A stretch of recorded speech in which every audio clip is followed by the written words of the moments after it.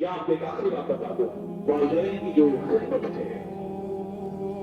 اللہ رب العزت نے قرآن مجید میں ایک آیت بیان فرمائی سورۃ بنی اسرائیل میں جو آپ اللہ کا خط ہوتے ہیں، جس میں رب کائنات نے فرمایا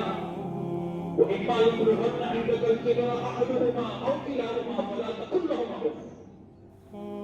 اگر والدین تمہارے پاس رہتے ہوئے بڑھاپے میں پہنچ جائے، دونوں یا دونوں میں سے کوئی ایک ان کو بٹھا دو۔ باتوں سے جواب نہیں، لیکن اس میں ایک نقطہ ملاحظہ فرمائیے، إِمَّا يَبْلُغَنَّ عِندَكَ، اگر والدین تمہارے پاس رہتے ہوئے، آپ عربی گرامر سے اگر واقف ہیں تو عندك جو ہے وہ واحد ہے،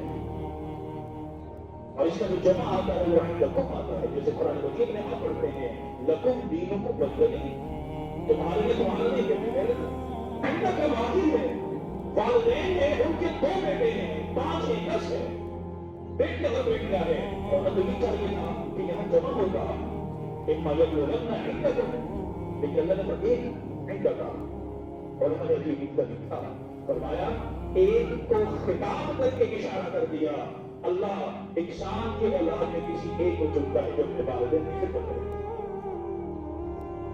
وہ کوئی ایک خوش نصیب ہوتا ہے جو والدین کی خدمت کے لیے اللہ کو طلب کرتا ہے۔ آپ کے ملاحظہ کریں، مشاہدہ کریں، بس بہن بھائی ہیں، سب ہیں،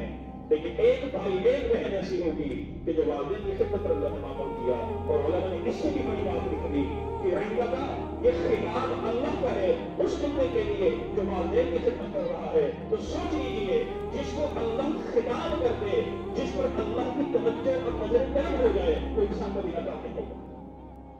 تو اس لیے والدین کی خدمت اور برائیوں سے چھٹکارا حاصل کریں گے، پھر